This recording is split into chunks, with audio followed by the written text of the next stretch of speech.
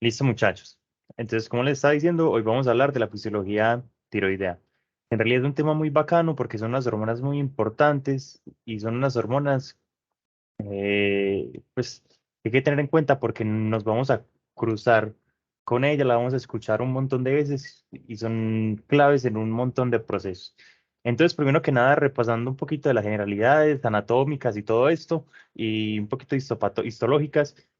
Ellas se encuentran pues frente a la tráquea como una especie de moñito, el cual tiene dos grandes lóbulos y un istmo, y este pues, tercer lóbulo que puede existir en algunas personas se llama el lóbulo piramidal. Entonces los lóbulos se denominan izquierdo o derecho. ¿Listo? Eh, Continuando, como ya haciendo zoom pues a ese órgano, vamos a ver que ella tiene unas células o unos conjuntos celulares que se llaman folículos. Los conjuntos celulares van a estar llenos de células foliculares. Tiene mucho sentido el nombre, ¿cierto? Y dentro de ese folículo, como ese liquidito que van a guardar las células foliculares, se va a llamar coloide y es allí donde se van a sintetizar como muchas de estas hormonas que son claves y ya ahorita vamos a ver. Adicionalmente, tengan en cuenta que la tiroides, bueno, biológicamente deriva como del piso de la faringe y comparte como ese origen embriológico con la lengua. Entonces, por ejemplo, este lóbulo que les habla acá, el piramidal, es como un remanente en algunas personas de esa migración que hizo la tiroides desde la base de la faringe hasta llegar acá, como si se hubiera despegado de la lengua, por decirlo así. Adicionalmente, eso se relaciona en algunas personas que tienen un quiste del hipogloso, que es que hay un remanente como más evidente, pero eso después lo irán viendo con más calma. Entonces, volviendo a la histología de la tiroides, vean que, como por ejemplo la lengua, está grandemente irrigada. O sea, el tejido es caracterizado porque está muy, muy, muy, muy irrigado. Y en este órgano sí que es clave, ya que tiene una función endocrina, entonces es necesario que haya como ese gran riego sanguíneo para pues, la repartición de hormonas a nivel sistémico, por decirlo así.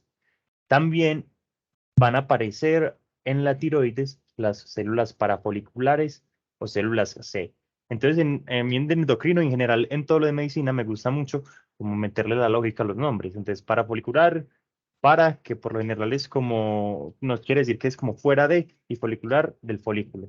O células C, que esto es de referencia, pues si yo me lo aprendí así, como que son células que sintetizan la calcitonina. La calcitonina, les voy a hablar solo 2 minuticos porque no es como el tema principal de esta tutoría, sino más bien de la regulación del calcio y todo esto. Pero entonces la calcitonina tiene un papel clave en la regulación del calcio debido a que ésta baja los niveles mediante distintos procesos como lo son, pues aumentando la excreción de calcio, pues, y de fosfato que está ahí como obligada por la orina, también inhibiendo un poco la reabsorción ósea, porque saben que los huesos están llenitos también de calcio y fosfato y demás. Entonces, si inhibimos a los osteoclastos, que son esos que lo destruyen para absorberlo, los niveles de calcio en sangre también se van a reducir. Listo. Entonces, hasta ahí quedó lo de la calcitonina, porque pues, en realidad es algo muy simple y en esta tutoría como que no nos vamos a enfocar tanto. En endocrinología, bueno, y en fisiología en general, se van a cruzar mucho con este tipo de ejes, porque es compartido para casi que todas las vías endocrinas. Entonces vamos a ver que primero que nada, hay desde el hipotálamo una señal, ¿cierto? Y la señal es mediada por una enzima denominada TRH.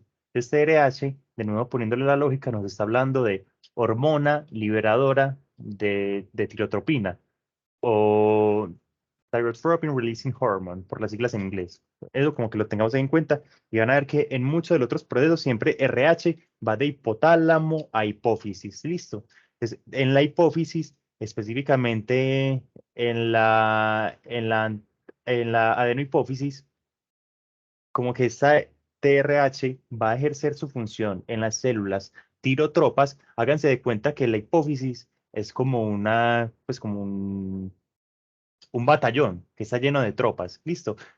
Y esas tropas son células tirotropas, pero también hay corticotropas o lactotropas. O sea, esto acá en hipófisis del batallón, para que lo tengan presente en todos los procesos. Listo. Entonces acá llegó la TRH y estimuló a las células tirotropas y estas van a liberar a su vez TSH. La TSH hace referencia a hormona estimuladora de tiroides o thyroid stimulate, bueno, no me sé las siglas. Stimulate Hormone. Bueno, no sé. Entonces, esta TSH tiene un nombre que nos está hablando muy bien de su función y es que va a ir directamente a la glándula tiroides y va a mediar la liberación de las hormonas que sí van a tener como una función fisiológica directa, que son el T3 y el T4. Eso ya lo vamos a ver a detalle para que no se me asusten. Listo. Esa T3 y T4 también, algo que nos muestra muy chévere esta grafiquita, es que tienen una regulación o un feedback negativo tanto a nivel de la adenohipófisis como a nivel del hipotálamo. ¿Listo? Es decir, cuando tengo muchas hormonas tiroideas ya sintetizadas, ese mismo como nivel alto hace que se dejen de secretar tanto la hormona liberadora como la hormona estimulante de tiroides. ¿Listo? Eso tiene como todo el sentido del mundo. Adicionalmente, vamos a ver en breves instantes que el yodo es un elemento clave para la síntesis de las hormonas tiroideas. Es decir, sin el yodo no se podrían sintetizar estas hormonas. Los requerimientos diarios son de entre 100 y 150 microgramos al día y el yoduro pues, se absorbe en su mayoría, es decir, el 95%, y eso hace que, digamos que tengamos que consumir poco para saciar esas necesidades, por llamarlo así. Y dos terceras partes de lo filtrado se elimina por el riñón. Entonces, hablarles del yodo, imagínense que en la antigüedad muchas personas, por la deficiencia de yodo que tenían, es decir, no estaban consumiendo yodo por ninguna fuente, les daban como una especie de hipotiroidismo, que ya ahorita lo vamos a ver más en detalle, pero desde ya la palabra nos está diciendo bajitas hormonas tiroideas, y es porque no tenía ese yodo que es necesario para la síntesis de las hormonas tiroideas. Les tiene toda la lógica del mundo. Bueno, yo les dije que en la antigüedad, pero incluso hoy en día, en algunos lugares montañosos o que tienen poco acceso pues, a alimentos, se puede presentar todavía pues, este ocio o este hipotiroidismo debido a un déficit alimenticio. Sin embargo, en la actualidad, lo que, la, lo que los científicos idearon fue yodar la sal. Entonces, mediante la sal yodada, la incidencia de este bocio endémico debido a déficit alimentarios también redujo mucho. Entonces, cada vez es menos común verlo, sin embargo, es necesario tenerlo en cuenta. Y el efecto Wolff-Chaikoff también se los quería mencionar porque, digamos que ya les expliqué el caso donde como poquito yodo. Sin embargo, si como mucho yodo, uno se podría imaginar, ah, no, ese man se le van a subir esas hormonas tiroideas demasiado, porque como tiene tanto yodo, lo va a utilizar todo. Sin embargo, el cuerpo como que ha desarrollado una medida fisiológica para, aunque el yodo esté muy alto, este lo que hace es inhibir la liberación de las hormonas tiroideas y mediante esto evita que se suban. Listo, o sea, básicamente eso es. En la parte de la síntesis de hormonas tiroideas, esta puede ser como la más complicadita, listo. Entonces las voy a explicar dos veces porque hay algunas proteínas y transportadores que nos pueden resultar confusos. Entonces, te los voy a explicar una vez, que es esta de acá a la izquierda, hacia grosso modo, que digamos que eso es lo que uno debe tener en la cabeza, los pasos grandes, digamos que para el futuro. Y esta acá de la derecha son de algunos de los transportadores y enzimas importantes que tal vez le pregunten en el parcial, pero con que se queden con la de la izquierda para la vida, yo estoy conforme porque pues el resto son nombres que con la memoria se pueden olvidar un poco. Entonces, básicamente, acá están descritos los pasos y yo me voy a guiar un poquito de ellos, pero también como más que nada de la imagen, del gráfico. Entonces, primero que nada, se atrapa el yodo que hay en la sangre, ¿cierto? Ya les dije que era clave. Entonces, pues por una molécula que entra el yodo con el sodio, este pasa por la célula folicular, que fue de la que hablamos al principio, ¿cierto? Y ese yodo va a pasar al espacio del coloide, que era como esa agüita que estaban rodeando las células foliculares. Adicionalmente, en la célula folicular también se están sintetizando tiroglobulinas, que son unas proteínas que son súper claves, y ellas se van a mandar para el coloide, para el liquidito, y se van a juntar con el yodo que ya habíamos entrado para formar las hormonas tiroideas, que después van a hacer una endocitosis, pues que son endo quiere decir como para adentro, endocitosis, y esta posteriormente va a ir a la sangre de nuevo a liberar las hormonas tiroideas. Esta fue, o sea, la explicación en 2 minutos, súper rápida. Ya la vamos a hacer un poquito más en detalle para que no se asusten. Entonces, el yodo, digamos que nosotros consumimos, está como yoduro, ¿cierto? Ese es como el modo del elemento y se encuentra usualmente como unido a otras, pues, a otras sales y esto. Lo que va a pasar es que este yodo junto a sodio va a entrar por un simportador que se llama literalmente simportador de yodo-sodio, pues, cierto, así es el nombre. Y eso es en referencia a las siglas, N de Na, pues la I del yodo y el S de simportador, porque entra los dos al mismo lado. Entonces, estos entraron y el yoduro, es decir, pues el yodo como lo encontramos en la sangre, mediante la pendrina, va a poder acceder al coloide, que es ese liquidito.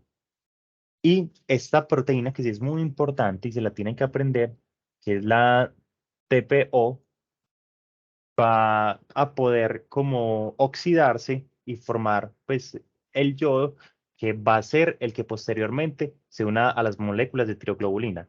Entonces, estas moléculas de tiroglobulina, como pues, todas las proteínas, está siendo sintetizada dentro de la célula y sacada mediante vesículas secretoras al coloide. Listo.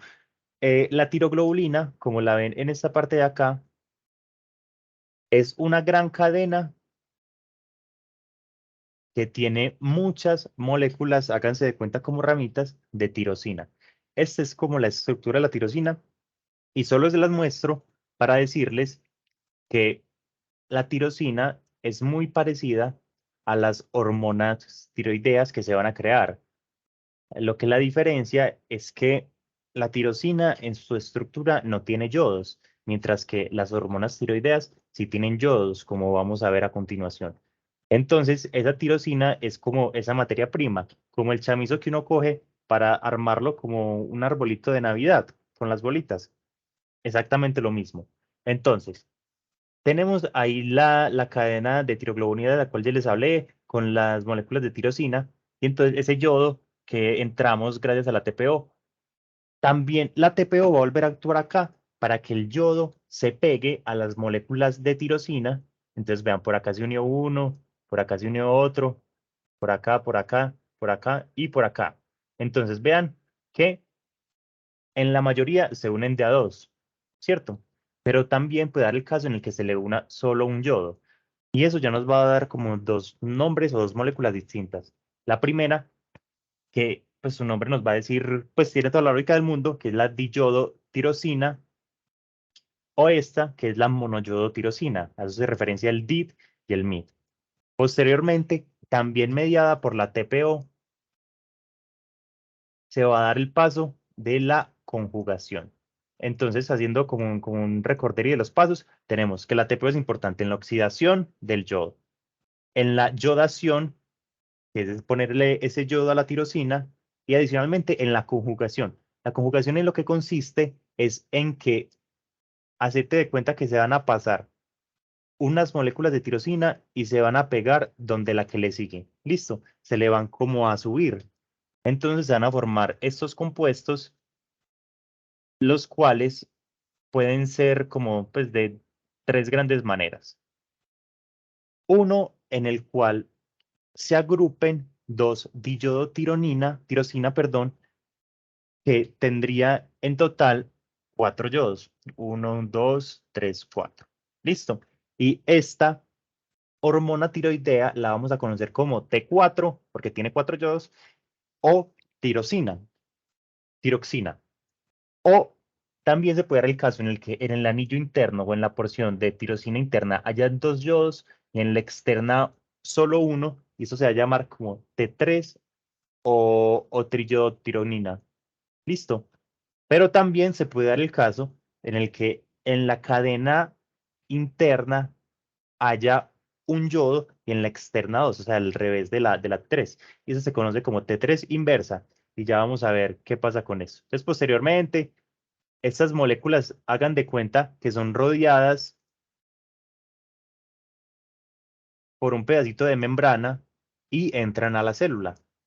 Listo. Pues es un proceso en el cual como que se capturan, como que se pescan.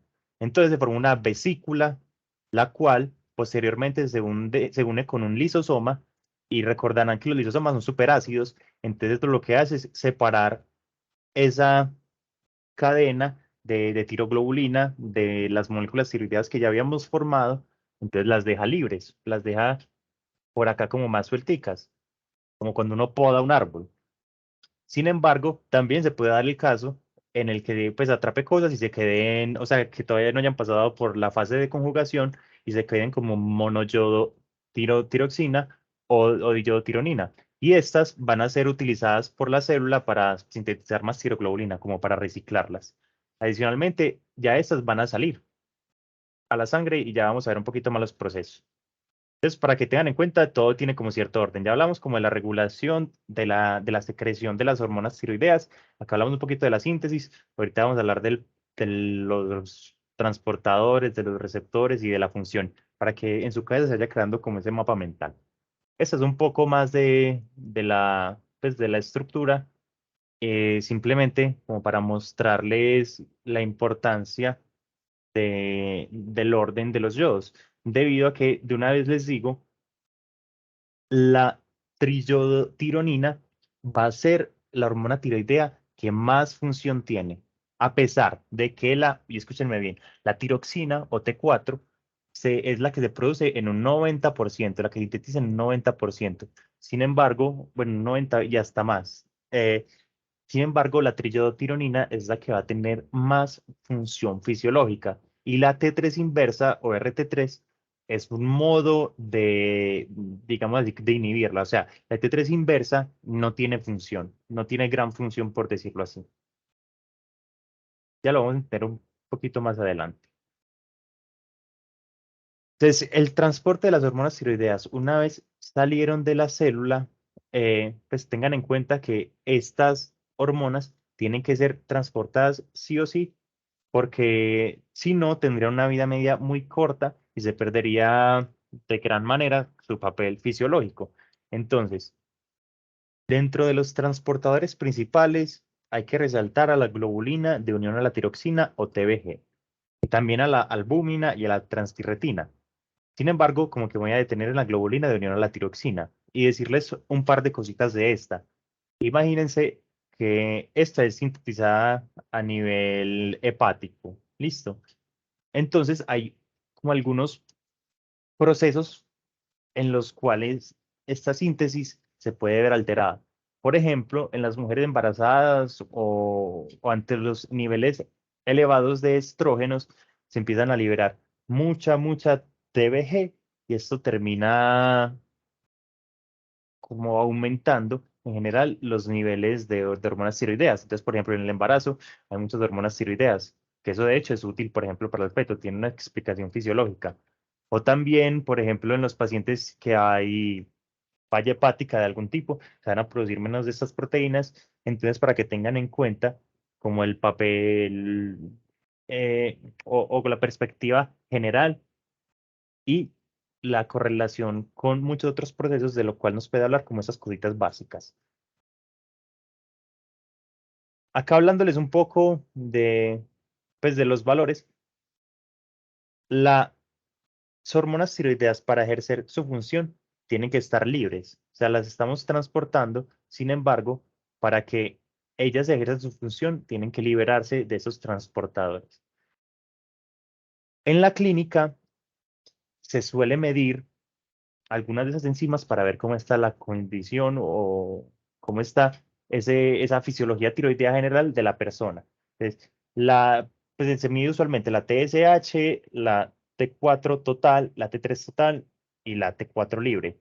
Entonces, acá no es para que nos aprendamos los valores, sino para que tengan en cuenta que, bueno, que la T4 es mucho mayor la cantidad que se sintetiza en comparación, por ejemplo, con la T3. ¿Listo? Vean que la T4 es de 60 a 145, mientras que la T3 es de 1 a 3 pues, nanomoles por litro.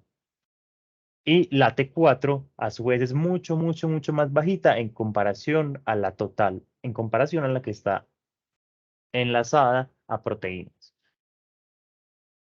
Eh, Les tengo que hablar también de otra serie de enzimas que son muy importantes y son las desyodasas. ¿Listo? Su nombre nos está diciendo que quitan yodo, desyodasas. Hay tres tipos. La tipo 1, que es abundante en hígado, riñones, músculo esquelético y tiroides, y es de carácter constitutivo, es decir, siempre está ahí. La desyodasa tipo 2, que está como más en la hipófisis, sistema nervioso central y placenta, y es regulable. Y la desyodasa tipo 3, que elimina el yodo del anillo interno, y esto lleva a que se pase, por ejemplo, de una T4 a una T3 inversa o reversa, que fue la que vimos arriba, que era una manera de inactivarla. Sin embargo, yo se los voy a volver a mostrar. Entonces, imagínense que en los pacientes, por ejemplo, a los que le sacan la tiroides, uno diría, ¿ellos cómo van a hacer todo esto? A ellos les suelen dar un medicamento que se llama levotiroxina, que es un análogo de la T4. Entonces, estas desyodasas, las cuales la convierten en T3, que ya les dije que la T3 es la que más acción fisiológica tiene, porque si se quedaría como T4, en realidad no ejercería la función suficiente, por llamarlo así. Entonces necesitamos que la T4 se convierta a T3. Y para que esto suceda están las desyodasas. Entonces, le dimos la levotiroxina, que es T4. Gracias a las desyodasas la convertimos en T3 y esto hace que en las personas, aunque tengan una tiroidectomía o les hayan sacado pues toda la tiroides, puedan tener unas concentraciones normales, tanto de T4 como de T3, y unos efectos en realidad regulados y que se conserve como esta función y los papeles claves que ya vamos a ver de las hormonas tiroideas. Eso es para que vean básicamente lo que ya les hablé de las desyodasas. Entonces, que hay hay unas como la tipo 1 y la tipo 2 que lo que hacen es que van a quitar yodos del anillo externo. ¿Listo? Para convertir, por ejemplo, de T4 a T3. Y va a haber otra que es la tipo 3, que lo que va a hacer es quitar un anillo, va a quitar un yodo del anillo interno y para convertirla en RT3 e inactivarla. Adicionalmente son útiles para una vez, eh, por ejemplo, tengamos muchas hormonas tiroideas, las podamos llevar pues a tironina, como quitarles ese papel que tendrían y así reciclar esa materia prima para otros procesos fisiológicos. Bueno, entonces ya la sintetizamos, ya la transportamos. Llega a la célula, que ya vamos a ver que son muchas. Entonces, eh, este transportador, no sé si se los vayan a preguntar, sin embargo, pues se los voy a decir para que lo tengan en cuenta, porque yo recuerdo que a nosotros nos lo dieron en la clase. Entonces, llegó la T3, pues y la T4. En este caso ya se liberaron de esos transportadores, esas proteínas que tenían como atadas y están libres. Libres es cómo van a ejercer su función. Entonces, ellas van a entrar a las células blanco mediante unos transportadores que son el MCT8, pero también en clase a mí me habían dado el MCT10, el OATP y el LAT. Se los pongo ahí por si acaso. Listo. Entonces, estas hormonas, adicionalmente de su entrada por esos transportadores, pueden entrar por una difusión facilitada, que es lo que se les está mostrando acá. Listo. Ustedes tengan en cuenta, tanto la T3 como la T4 pueden ejercer función a nivel nuclear. Sin embargo, acá se explica uno de los por qué la T3 es mucho más eficiente, y es que para estos receptores de la hormona tiroidea que están en el núcleo de las células, es 10 veces más afín la T3 que la T4. Tengan en cuenta que el receptor de hormona tiroidea siempre va a estar unido a un receptor de retinoides. Y esto lo que va a hacer es estimular dentro del gen la transcripción pues, de un ARN mensajero, el cual va a salir y va a estimular a su vez la síntesis de otras proteínas que van a ejercer distintas funciones que vamos a ver a continuación. Dentro de esas como que funciones, no, entre esas cosas que sintetiza, es muy importante que tengan en cuenta que estimula la cantidad de bombas sodio-potasio, que además que eso lo han escuchado por todo lado y ya vamos a entender un poco por qué es importante, pero también sintetiza enzimas gluconeogénicas, enzimas respiratorias, la cadena pesada de miosina, receptores beta-adrenérgicos y muchos otros. Estos receptores beta-adrenérgicos, ténganlos en cuenta porque pues en neuro van a ver, o ya vieron, no sé, que esos son claves en bueno, o tal vez mejor en cardio, que son claves en la regulación, por ejemplo, de la frecuencia cardíaca y muchas otras cuestiones, las cuales son muy sensibles a los desbalances en estas hormonas tiroideas. Para hablarles de los efectos fisiológicos de las hormonas tiroideas, nos vamos a ir como esos dos extremos que uno suele conocer. El hipotiroidismo, que es cuando tiende a estar bajita, o el hipertiroidismo, que es cuando tiende a estar alta. Entonces, primero que nada, para que lo entendamos a grosso modo, hay que entender el concepto de tasa metabólica basal. La tasa metabólica basal sería la energía que nosotros gastaríamos si nos pasáramos todo el día dormidos. Es decir, la energía que gastamos en reposo sin hacer ninguna actividad que requiera, pues, como una activación o un estrés, por llamarlo así. Entonces, lo que va a pasar en el hipotiroidismo es que esa tasa metabólica basal va a estar más bajita, mientras que en el hipertiroidismo va a estar mucho más alta.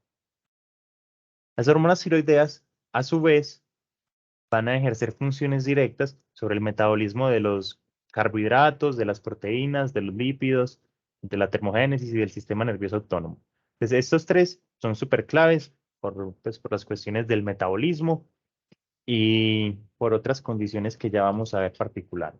Entonces, para empezar, con el metabolismo de los hidratos de carbono. En el hipotiroidismo se va a disminuir las necesidades que mi cuerpo tenga. Entonces, esto va a llevar a que yo requiera menos del sustrato energético clave, que es la glucosa. Listo. Entonces, si no necesito casi glucosa, se van a dar menos procesos metabólicos que me suministran glucosa, como la gluconeogénesis, que si recordamos es esa manera de hacer glucosa con otras fuentes pues, de no carbohidratos, eh, y la glucogenólisis, que es el corte de ese glucógeno, que es como se almacena la glucosa dentro del hígado. Entonces, esto va a hacer que mantengamos unos niveles de glucosa plasmática normal, porque estoy teniendo poquitas necesidades de glucosa, pero también estoy teniendo una hipoactivación, por llamarlo así, o una activación baja de los procesos que me suministran esta glucosa. Desde el metabolismo de las proteínas, a su vez, en el hipotiroidismo va a haber una poquita síntesis y poquita proteólisis. O sea, ambos procesos están reducidos en su actividad. Y con el metabolismo de los lípidos va a haber poca lipogénesis, lipólisis, también ambos procesos un poco contrarios. Sin embargo, va a haber un aumento de la concentración de colesterol a nivel plasmático. Entonces, en estos pacientes podríamos encontrar, por ejemplo, una hipercolesterolemia. Entonces, sería necesario en algún momento en el paciente, pues que vos ves que tiene el colesterol alto y además también tiene un cuadro algo atípico, medirle las hormonas tiroideas.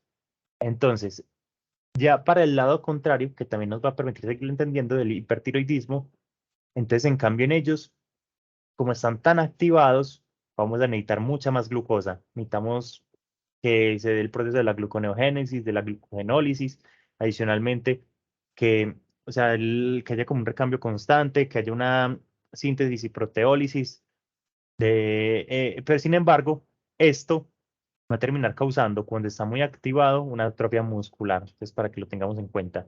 En cuanto al metabolismo de los lípidos, la lipogénesis y la lipólisis van a estar aumentadas, un poco más de lo mismo. Sin embargo, la concentración de colesterol va a estar disminuida. Acá, en el metabolismo de los hidratos de carbono, a pesar de que esta grafiquita del boron dice que la glucosa, la concentración de glucosa plasmática está normal, se ha visto que en estos pacientes, en vez de tener concentraciones altas de colesterol, pueden llegar a tener concentraciones altas de glucosa y ser como más propensos a, pues, a diabetes en casos, pues, de exposición un poco más crónica. La termogénesis, que es esa producción de calor, como su nombre lo dice, tiene toda la lógica del mundo, que en los de hipotiroidismo va a estar mucho más baja, en los de hipertiroidismo mucho más alta. Es importante también que tengan en cuenta que las hormonas tiroideas están muy relacionadas con las catecolaminas. Las catecolaminas, mm, para que piensen en ella, piensen en la adrenalina o en la noradrenalina, ¿cierto? Al decirles la palabra, de una se vienen a su cabeza como muchas funciones, pues, mediadas por el sistema nervioso simpático y bla, bla, bla. Entonces, cuando hay hipotiroidismo, pues pueden haber unas concentraciones normales de catecolaminas. Sin embargo, cuando hay hipertiroidismo, como les mostré ahorita en la gráfica de esas funciones en el núcleo, van a haber más receptores beta adrenérgicos, y estos son los receptores de las catecolaminas. Entonces, esto resulta en que los pacientes con hipertiroidismo, como vamos a ver ahorita, puede haber, por ejemplo, una frecuencia cardíaca mucho más elevada, que son los pacientes que por lo general son como más asustadizos, o como para resumirlo, como una sensación de paranoia porque están demasiado activados, no pueden descansar, son más ansiosos, para decirlo de una manera mejor. Adicionalmente, aumenta mucho la actividad de la bomba sodio-potasio. Esto es importante, pues, a nivel celular, debido a que esta bomba es la que más recambio, la que más interviene en ese recambio de ATP. Digamos que es la bomba que más funciona, y para su funcionamiento requiere de ATP, pero eso en realidad como que nos está hablando un poco más de que las hormonas tiroideas van a tener una función muy extensa, debido a que intervienen en ese paso básico que es como la activación celular. O sea, digamos que explicar la función de las hormonas tiroideas puede resultar algo confuso, porque, como ya vimos, hay unos efectos que son un poquito contrarios. Sin embargo, lo que nos debe quedar en la cabeza es que, primero que nada, las hormonas tiroideas son claves para aumentar esa tasa metabólica basal, y en general lo que de esto deriva. Por ejemplo, pues, que la persona esté más activada, que utilice más glucosa y bla, bla, bla. Entonces, adicionalmente, aumenta la concentración de proteínas desacoplante. Esta no la entraremos a tratar. Disocia la fosforilación oxidativa de la generación de ATP. Esto como en el sentido de cuando ya tenemos como suficiente ATP. Entonces, ciclo improductivo, no. Las hormonas tiroideas en realidad son muy claves, y la palabra improductivo es algo que va como muy contrario a esa importancia que tiene, y de hecho, como tiene estas funciones un poquito contrarias, las personas lo podrían llegar a pensar. Sin embargo, las hormonas tiroideas, además de esta activación de la que ya hablamos, generalizada, son claves a la hora del desarrollo y el crecimiento en general. Entonces, acabamos de entrar ya un poco en la fase de cierre, hablar de las patologías asociadas, y una muy importante es el cretinismo, el cual es debido a las concentraciones bajas de hormona tiroidea, pues, desde el nacimiento. Esto puede tener distintas causas, como por ejemplo la agenesia de la glándula tiroides, que es cuando la tiroides no se forma. Esto causa una discapacidad intelectual profunda, una estatura corta, retraso del desarrollo motor, cabello denso y áspero, un abdomen protuberante, y adicionalmente, aunque en este caso pues no se ve tanto, una hernia umbilical, Por todo esto, por la importancia de tener en cuenta el cretinismo, debido a que es una de las causas, en realidad es la causa de retraso mental prevenible más común, digamos que con ese concepto, en Colombia a los niños recién nacidos se les da tamizaje de hormonas tiroideas, como en aras de evitar esto. Y acaba como un mensaje muy importante que es que si ese hipotiroidismo se trata en los primeros 7 a 14 días, hay un desarrollo casi normal. Este es otro gráfico que nos muestra que en estos niños hay un compromiso muy generalizado. Y esto nos habla a su vez de esa importancia de las hormonas tiroideas como pues, unos activadores generales del desarrollo y de la actividad corporal. Adicionalmente, ya para continuar, eh, este signo es común verlo. ¿Ustedes saben cómo se llama?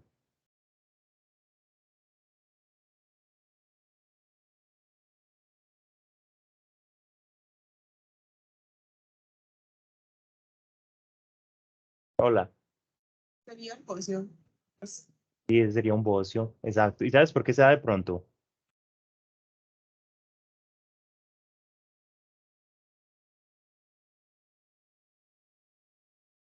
No es por un aumento del tamaño de de la glándula tiroides, pues es como un aumento debido a la sobreestimulación de la glándula. Epa, exacto, muy bien. y también se Entonces, podría dar por la deficiencia de yodo. exacto, listo. ¿Qué más piensan? Bueno, ahí se dieron unas cosas súper importantes. Entonces, sí, es la que la glándula se llama bocio, listo, eso tengámoslo en cuenta. Es porque la glándula tiroides se creció porque le estaban estimulando mucho. Desde el principio dijimos que la que estimula a la glándula tiroides es la TSH, que su mismo nombre lo dice, hormona estimulante de tiroides. Listo.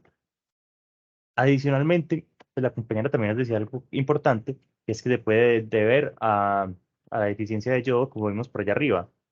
Y eso en realidad está explicado también por las concentraciones de TSH elevadas, porque si yo tengo poco yodo presente, yo voy a estar produciendo poquita T3 y T4, entonces mediante esos mecanismos de retroalimentación que ya vimos, le van a estar diciendo a la hipófisis, perdón, uy, venga, produzcame más TSH porque no está siendo suficiente como está funcionando ahora. Entonces el bocio aparece por lo general en concentraciones elevadas y prolongadas de esa estimulación. Y es clave hablarles de la enfermedad de Graves, debido a que esta es una de las causas de hipertiroidismo más comunes y se da porque hay unas inmunoglobulinas que estimulan el factor de TSH a nivel de la tiroides. Es decir, hay unas inmunoglobulinas que son parecidas a la TSH que a nivel de la tiroides hacen de cuenta como que se está enviando esa señal desde la regulación central de que necesita hormonas tiroideas que se van a sintetizar y sintetizar y la glándula va a estar produciendo muchas hormonas tiroideas. Eh, Tiroiditis, mm, ¿ustedes han escuchado antes la palabra tiroiditis o a qué les suena? Pues tiro de tiroides, supongo yo, y itis es inflamación por lo general. Exacto. ¿Y vos qué pensás qué va a pasar con las hormonas tiroideas si la tiroides se inflama? Una sobreproducción. Exacto, muy bien. Entonces, en las tiroiditis va a haber, como el compañero nos dijo, al principio una inflamación de la tiroides que va a resultar en que se liberen muchas hormonas tiroideas, ¿cierto? Sin embargo, va a llegar un punto en el cual, como estamos liberando tantas, el tejido va a dejar de funcionar, entonces cada vez va a disminuir más esa producción y llegamos a un punto en el cual incluso nos puede dar hipotiroidismo, imagínate. Entonces, la tiroiditis está como entre ese intermedio entre un hipotiroidismo y en un hipotiroidismo. Es importante tener en cuenta como el estadio o el momento en el cual como que pues estas sean medidas, por llamarlo así, a ver qué tanto daño han hecho. Y dentro de las tiroiditis, es muy importante que tengan en cuenta la tiroiditis de Hashimoto, debido a que esta, por ejemplo, en Estados Unidos es la principal causa de hipotiroidismo. En esta tiroiditis de Hashimoto, lo que pasa es que hay unos linfocitos que infiltran la glándula tiroidea y esto hace que haya una respuesta inflamatoria, como nos dijo el compañero, y en realidad acuérdense de que todo lo que termine en itis es inflamación en general. Eso les va a servir más que nada. Entonces, ahí como es inflamación hay constante y crónica en la tiroides, lo cual va a resultar en que al principio liberemos muchas hormonas tiroideas, pero después la glándula pierda como sus funciones. Otro par de cositas de la tiroiditis de Hashimoto es que hay una especie de componente autoinmune en la cual se crean ciertos autoanticuerpos contra algunas de las células del tejido y adicionalmente estas personas van a ser mucho más propensas a linfomas, por ejemplo. ¿Listo?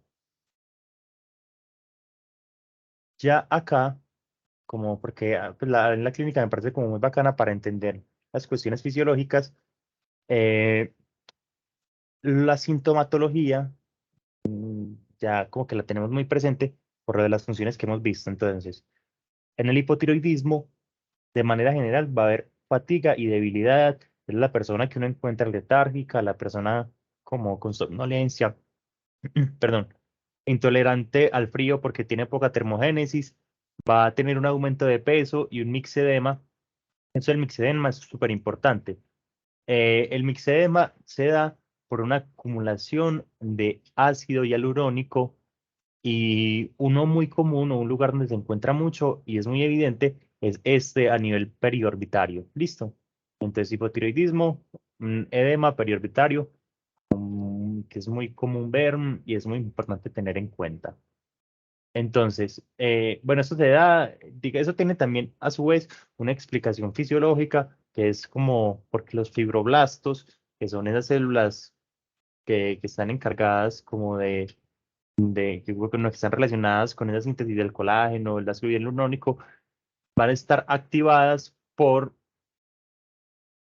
unas células T. Debido, bueno, y eso básicamente es como que hay una especie de inflamación, la cual termina como generando esta acumulación. ¿Listo? También hay hiporreflexia en general, pues hay entelentecimiento de la fase de recuperación de reflejo aquiliano, pues pero tengan en cuenta hiporreflexia en general. Puede haber miopatía hipotiroidea debido, pues, los músculos como que van a funcionar menos porque no están siendo tan activados. Adicionalmente, una muestra de esto en el laboratorio pueden ser concentraciones elevadas de creatinquinasa.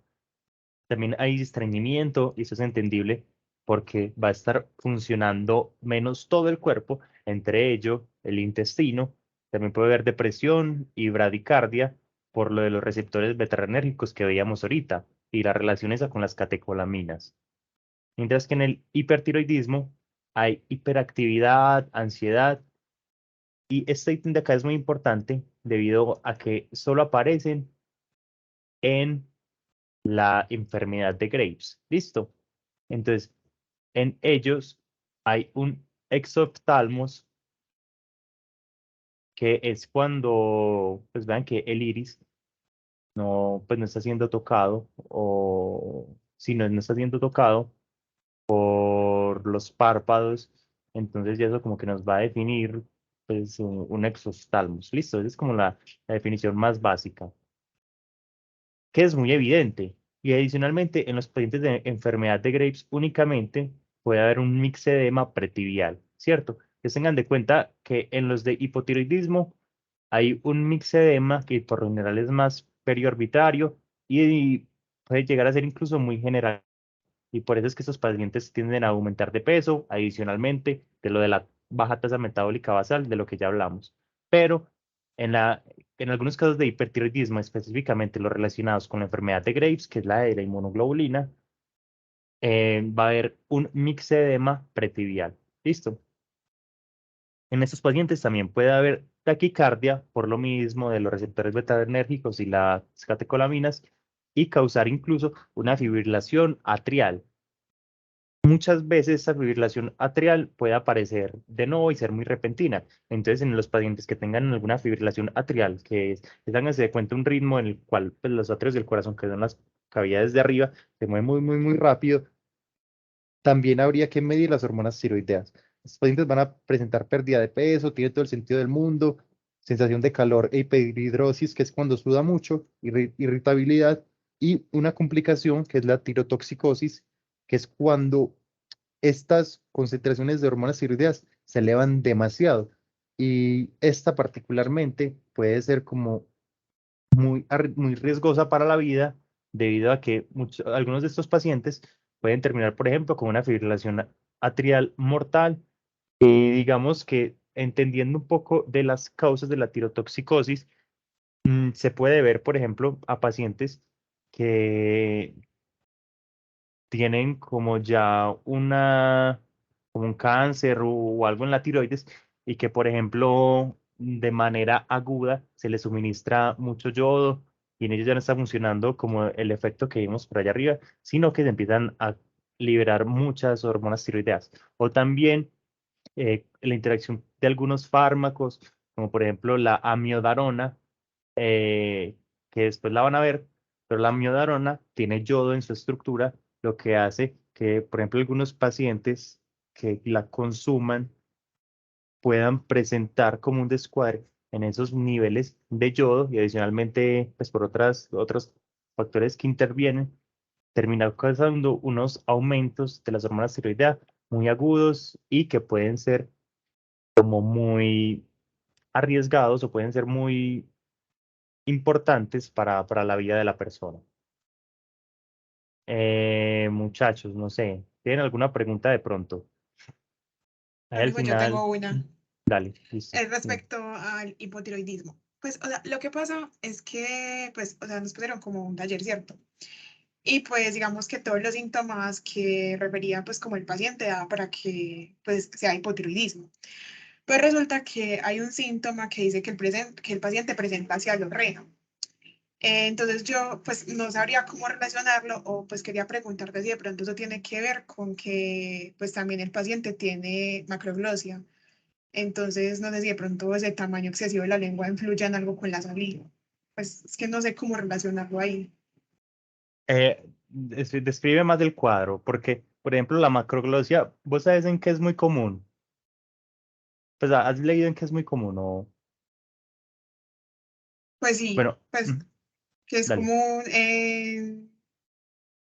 pues sí, como en el hipotiroidismo, precisamente porque, a ver, ¿cómo explico? O sea, como hay un trastorno en la glándula, pues no se produce pues como la cantidad de hormonas suficientes que son como cruciales en eso, entonces precisamente como que los labios se ponen como muy gruesos, hay un crecimiento exagerado de la lengua, pues sí, no sé qué más, pero lo de la cialorrea sí, no sé. Sí, no, la cirrola también está relacionado con eso mismo. Y pues, bueno, y no sé si sea el caso de ustedes, pero también me haces pensar como, pues me hace recordar de algo que es importante para que tengan en cuenta, que en los pacientes con síndrome de Down, pues con la trisomía del 21, es muy común también que haya hipotiroidismo. En ellos, pues tiende a haber como pues una tiroiditis también y que eventualmente resulta en hipotiroidismo porque tengan en cuenta que muchos de los pacientes con hipertiroidismo no se los puede dejar así, sino que lo que va a tocar hacer es sacarles la glándula tiroides. ¿Listo? Entonces estos pacientes van a quedar hipotiroideos de manera crónica tomando levotiroxina, que es el análogo de la T4, por siempre. Entonces, bueno, ya retomando lo que estaba diciendo, muchos pacientes con síndrome de Down tienden pues, quedar con hipotiroidismo y en ellos también es muy común la macroglosia.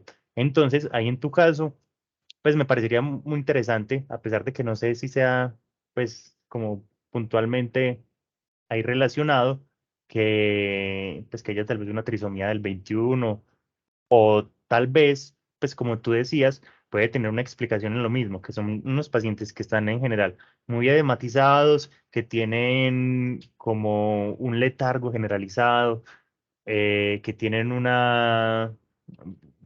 pensamiento lento, por llamarlo así.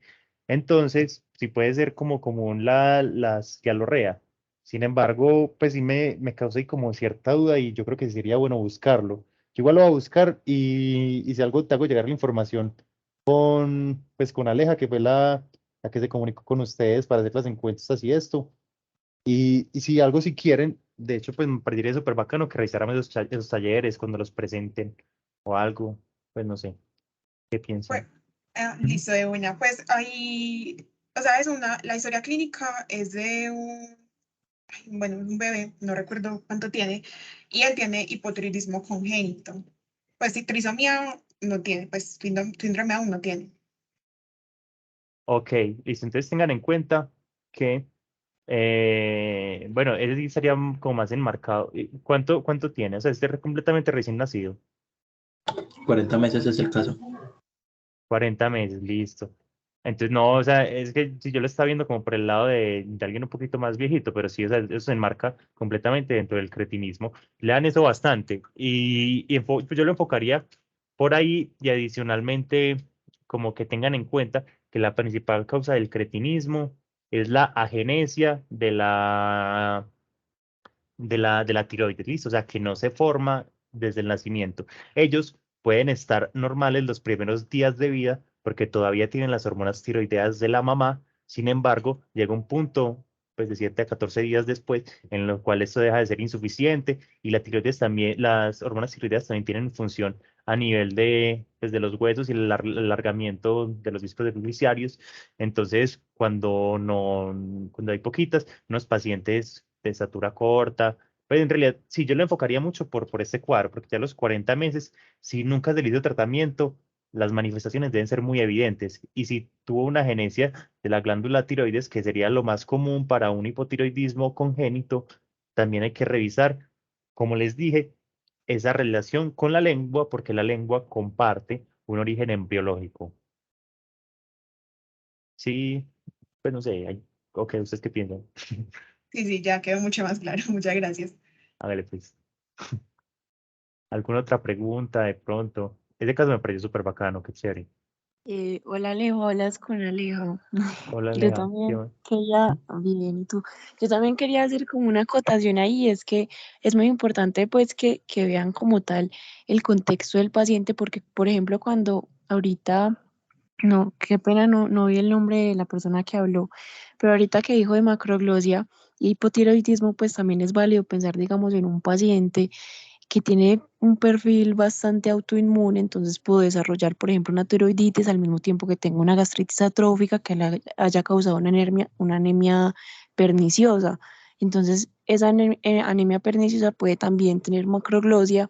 Entonces, siempre fíjense, pues en cada una de las características de los pacientes se intenten atar todos esos cabos, porque claro, cuando tú ya nos dices que no, que es un niño que tuvo hipotiroidismo congénito, pues ya uno ya no piensa en todo lo que, por ejemplo, lo que también Alejo dijo de síndrome de Down, ¿cierto? Entonces, intenten más que pegarse un solo síntoma o un signo, ver siempre todo el conjunto de la clínica del paciente. Y ya. Sí, exacto. Comparto completamente con Alea. Gracias por el comentario. Qué bueno escucharte. Sí, básicamente, o sea, y yo pienso que ahí toma importancia todo lo que vemos pues, de estas básicas. Porque, por ejemplo, los pacientes con hipotiroidismo congénito, puede haber algunos casos en los cuales son pacientes que pueden tener glándula tiroides, pero hay algunos en los cuales tienen una TPO, que ya vimos que era importante en varios pasos, insuficiente o tienen mutaciones, y esto hace que tampoco haya una síntesis efectiva de las hormonas tiroideas. Ergo, también hay hipotiroidismo. Entonces, para que tengan en cuenta que esto puede ser causado por muchas cositas, desde la embriología, desde deficiencias en estos transportadores. También tengan en cuenta que algunos de esos transportadores, pues primero que nada, intervienen o son importantes para intervenir algunos de los medicamentos que se usan y también que algunos de esos transportadores se pueden ser inhibidos por otros medicamentos. Entonces, por eso es importante como que los aprendamos, los tengamos ahí en cuenta para en el momento en el cual como que tengamos como una interacción con un paciente, podamos darle el panorama más amplio, como decía Aleja, desde todo lo que ya entendimos. Listo. ¿Tienen alguna otra pregunta de pronto? Pues en Aleja, que súper tesa.